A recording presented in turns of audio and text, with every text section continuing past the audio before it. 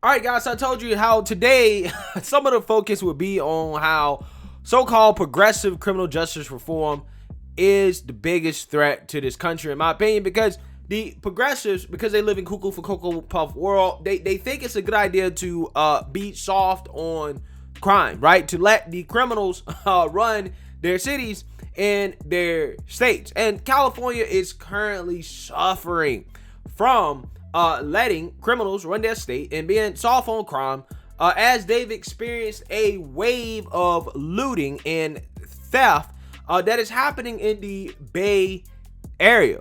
Now, this comes after this state, right, full of progressives and liberals, voted in favor of a 2014 referendum called Prop 47, which raised the dollar amount of how much merchandise can be stolen in order for shoplifting to be considered a felony, right? After Prop 47 passed, theft of commercial merchandise under $950 became only a misdemeanor with a maximum penalty of 6 months in jail, right? So basically, they voted for a law that is soft on criminals who break into stores and steal property as long as it's, below $950, right?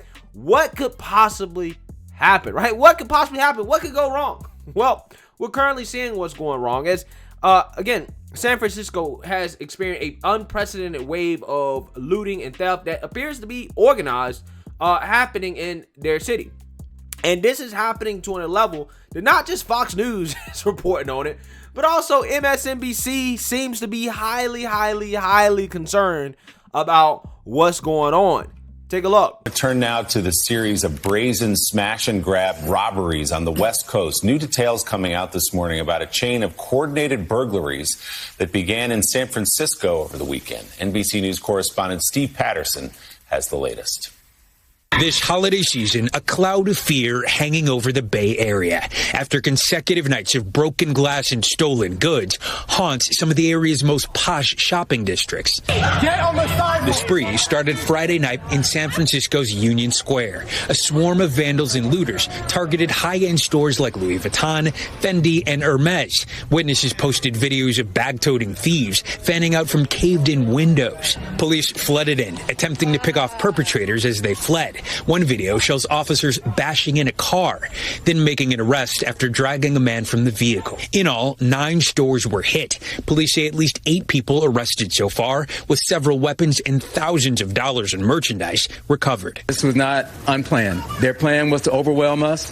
Their plan was hoping that we wouldn't be here, but we were. The next night, a massive flash mob surged through this Nordstrom's in nearby Walnut Creek. Law enforcement officials calling the attack well organized.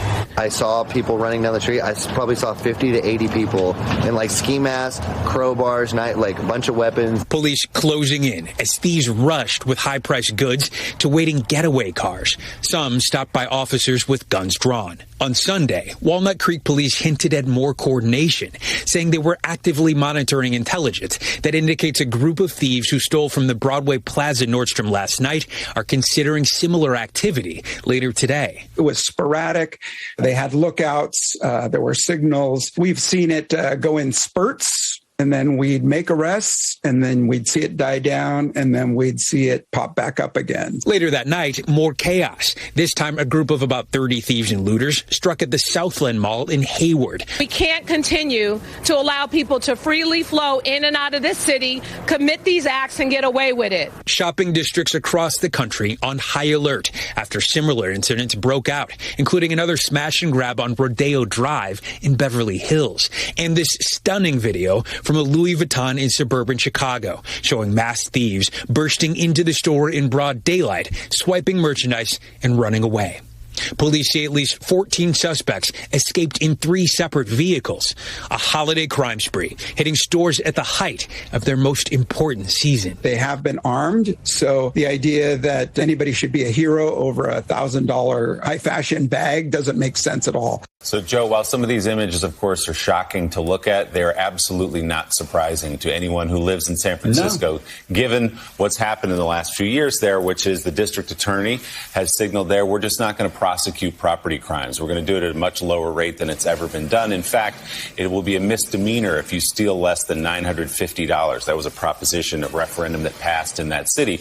All the signals, and it's not just San Francisco, but it's what we're talking about here, are that if you want to go in and steal stuff, we're going to sit back and let it happen, or at least we're not going to prosecute you after we catch you.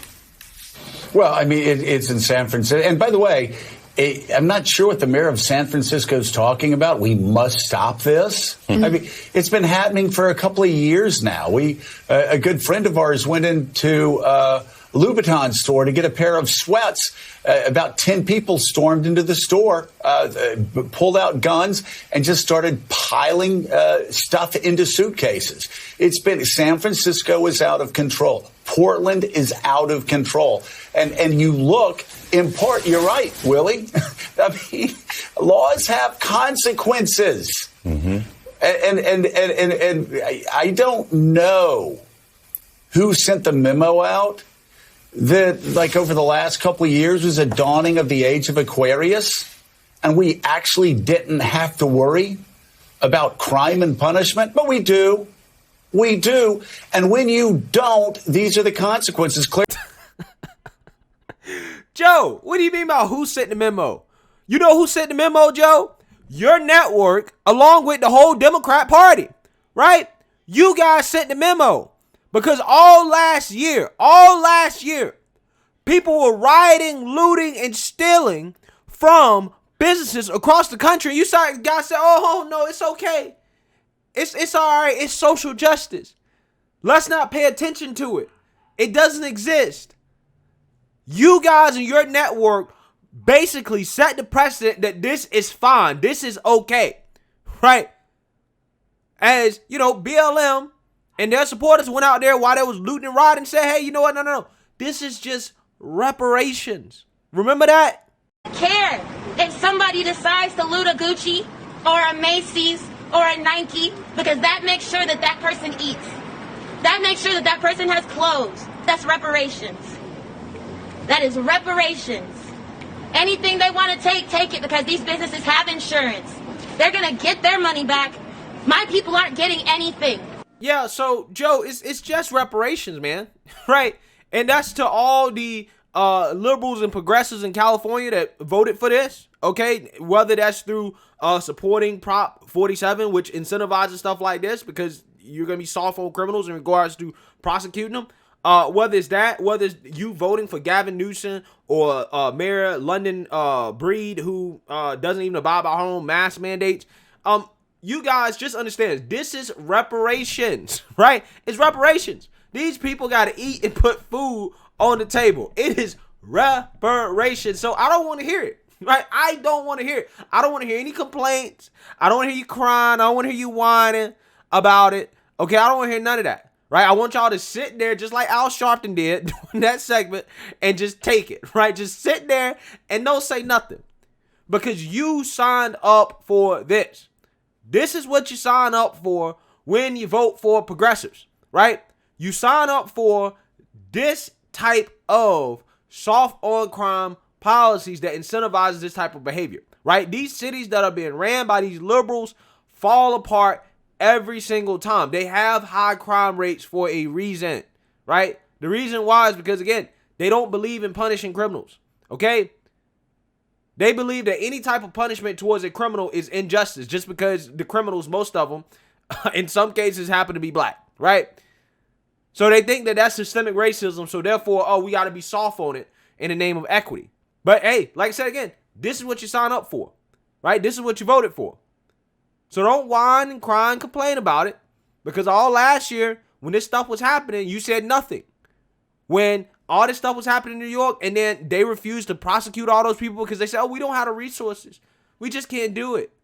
When they let those people walk free and nobody said anything about it, the mainstream liberal media didn't cover it, this is what you signed up for. This is what happens when you incentivize crime. This is what happens when you tell people that this stuff is okay. What do you think they're going to do? Criminals are criminals for a reason. They are susceptible to this type of behavior. And when they know they're not going to be punished, and in some cases they know they're going to be celebrated, why not? Why not rob a Gucci? Why not rob a Hermes, right? Why not? Ain't nothing going to happen to you. And if they do arrest you, they just gonna let you out, right? If you do something super crazy, something violent, because of bail reform, right, that these people are trying to pass and push, they just gonna set your bond real low, something soft like $1,000, $500. You just get out. You back on the streets. Commit another crime, they'll do the same thing.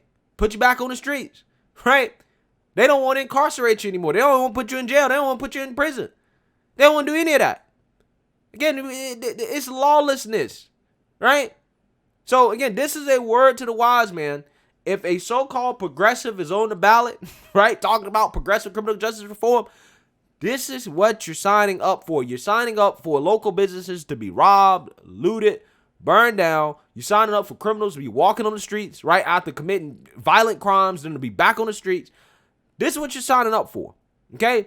So when this happens, I don't want to hear no whining and crying and complaining like we do on MSNBC when this network has supported these policies, they supported these politicians, and they supported these people who have been doing this for years now. So let me know what you guys think. Make sure you like, comment, and subscribe. Most importantly, share a Black conservative perspective. Peace.